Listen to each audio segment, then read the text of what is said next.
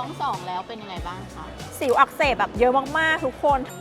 ส่งสัญญาณถึงเพศของลูกเราหรือเปล่าจะได้ผู้หญิงซับซ้อนยอมแบกยอมลำบากยอมมุดผ้าอะไร2 คนพอแล้วค่ะยอมสุดๆไปเลยฮัลโหลสวัสดีค่ะทุกคนกลับมาเจอคัตตี้อีกแล้วนะคะวันนี้ก็มาแบบสดใสคุณแม่ลูก2มีลูกในท้องอีก1ดูมีลูกในท้องอีก1แต่ดูซ่อนลูกสุดๆใส่ XS อยู่นะคะโฆษณาชุด1ค่ะแฟตทัวร์มันดู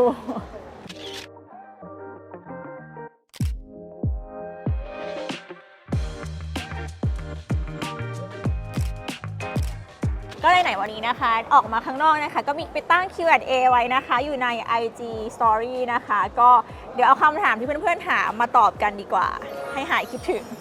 มีใครคิดถึงหรือเปล่านะ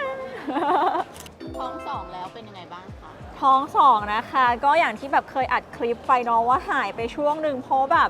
แพ้ท้องหนักมากทุกคนรอบนี้คือต่างจากรอบแรกสุดๆเลยก็คือสิวขึ้นนะคะแบบตอนนี้คือ lower face อะสิวอักเสบแบบเยอะมากๆทุกคนถึงคอเลยตอนน้องลีโอไม่มีเลยค่ะแล้วก็คลื่นไส้นะคะผะอืดผะอมมากมีวันหนึ่งยาหมดแล้วไม่ได้ทาน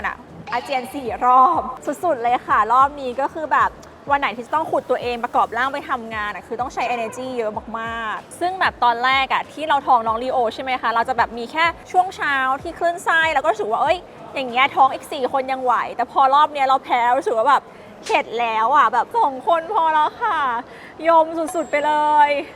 แล้วก็แบบอีกอันหนึ่งก็คือท้องมันใหญ่ขึ้นเร็วมากกว่ารอบแรกทุกคนแบบตอนนี้3 เดือนแต่ท้องมันเริ่มขนาดคล้ายๆตอนนั้นประมาณ5 เดือน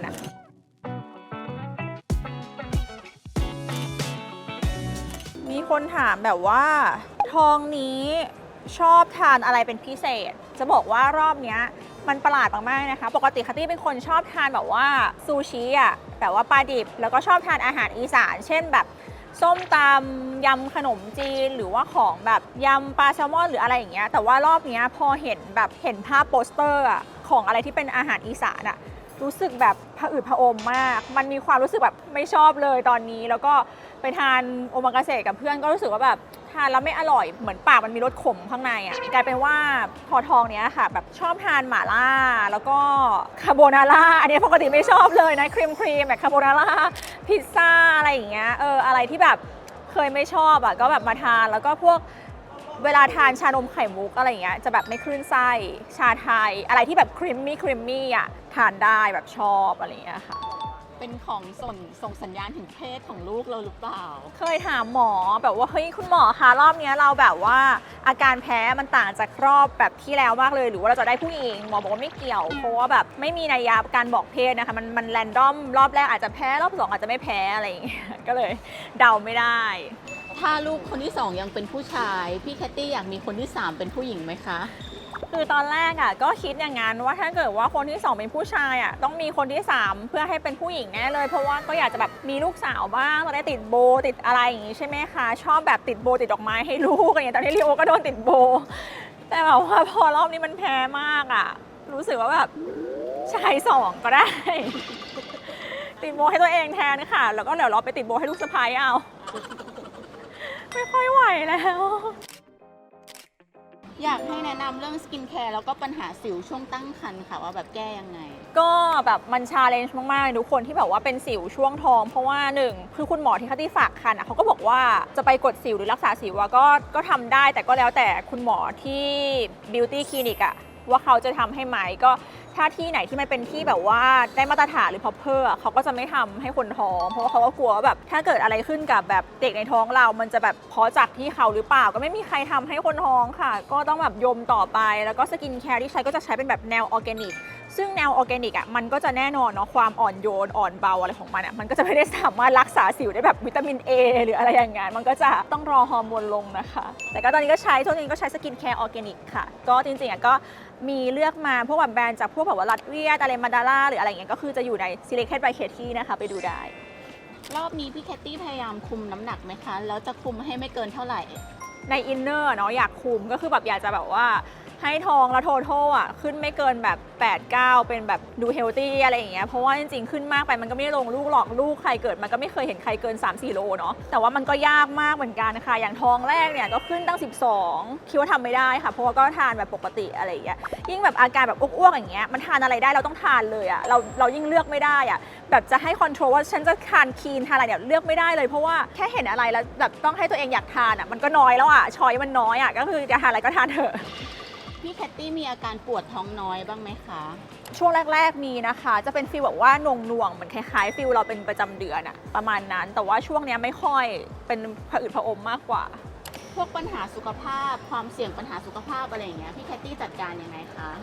ก็คติก็จะมีการแบบว่าไปตรวจสุขภาพนะคะทุกปีอยู่แล้วนะคะ ตรงนี้ก็จะลดความเสี่ยงเพื่อให้แบบว่ารีมายตัวเองแบบให้คุณหมอเช็คอัพว่าเรามีความเสี่ยงเป็นอะไรไหมค่ะ แล้วก็ที่อยากจะพูดถึงในตอนนี้นะคะ ก็จะเป็นกรุงไทยแอคซ่าประกันชีวิตค่ะ มีวันหนึ่งค่ะคติอ่ะแบบเดินที่จอดรถแล้วก็ไปเห็นเฮดไลน์หนึ่งค่ะที่เขาติดอยู่ที่จอดรถแล้วรู้สึกว่าข้อความนั้นอ่ะมันแบบไม่เหมือนโดนใจเรามากๆเลยอะเหมือนแบบเฮ้ยคนเขียนเขารู้ใจเราปะเนี่ยอะไรอย่างเงี้ยซึ่งเขาจะมีให้เราอะค่ะสแกนเพื่อเช็คสุขภาพด้วยนี่ค่ะโปสเตอร์ที่คตี้พูดถึงนะคะเดี๋ยวพาไปดูกันนะรถไม่หายแต่ความจำหายเบอร์เพราะนอนน้อยหรือเปล่านะเพื่อรู้จักกันเลยค่ะจอดรถแต่ละทีหารถแทบไม่เจอเลยค่ะถ่ายรูปก็แล้วอะไรก็แล้วนี่นะคะที่เขามีให้สแกนเพื่อไปเช็คสุขภาพนะคะก็หยิบมือถือมาแล้วก็สแกนได้เลยทดสอบสุขภาพกันหน่อยสแกนเลยนี่นะคะเดี๋ยวสแกนแล้วทำให้ดูตะดานเข้ามาเสร็จปุ๊บนะคะเขาก็จะขึ้นหน้าให้ทำแบบทดสอบเขาก็จะมีให้เลือกนะคะสุขภาพกายกับสุขภาพใจ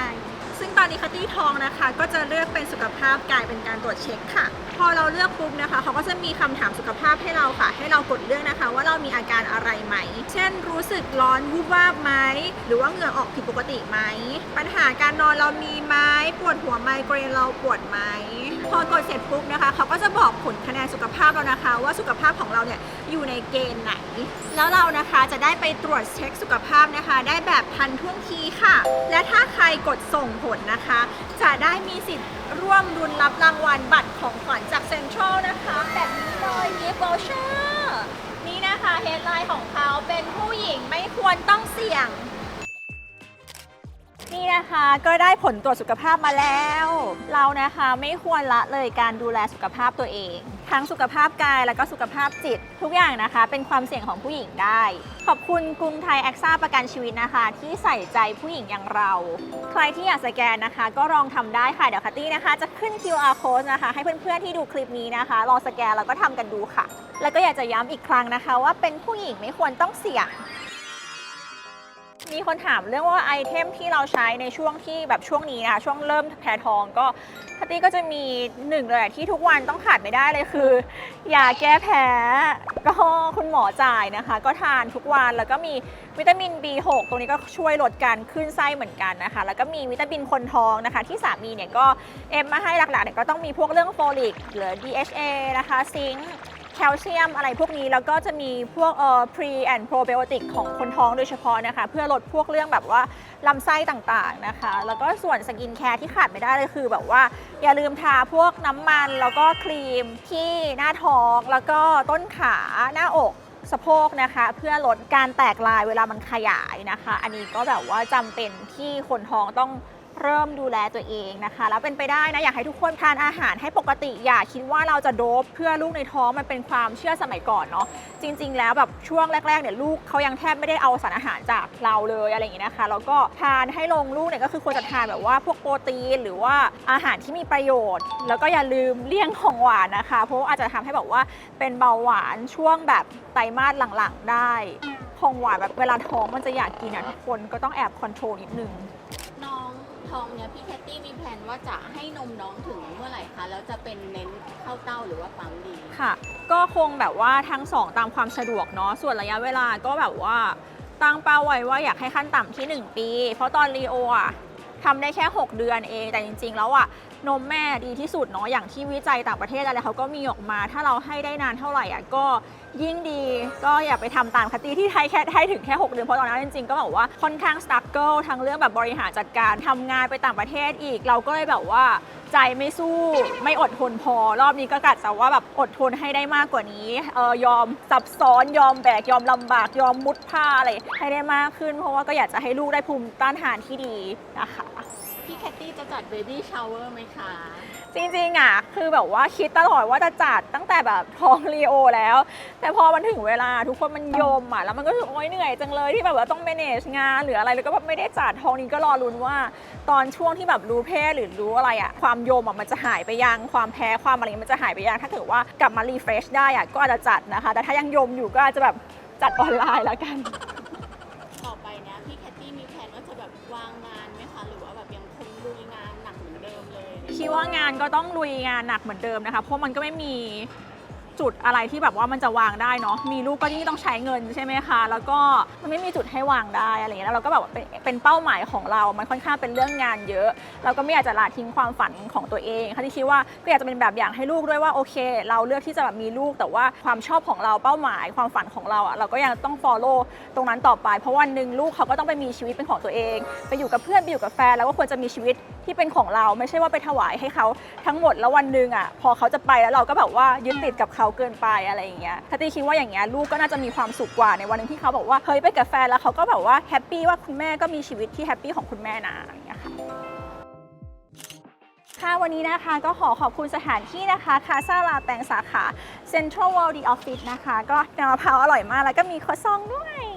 คุณแม่นะคะที่ดูคลิปนี้อยู่มีอะไรอยากจะแนะนำหรือว่าอยากจะระบายหรือว่าอยากจะเมาส์มอยกันนะคะก็คอมเมนต์ใต้คลิปนี้ได้นะคะแล้วก็อยากให้ทำคลิปอะไรอีกก็คอมเมนต์กันมานะคะเดี๋ยวแบบจะประกอบร่างมาทำเพิ่มนะคะวันนี้ก็ไปก่อนนะคะอย่าลืมกดไลค์กดแชร์กด subscribe ให้ด้วยนะคะบ๊ายบาย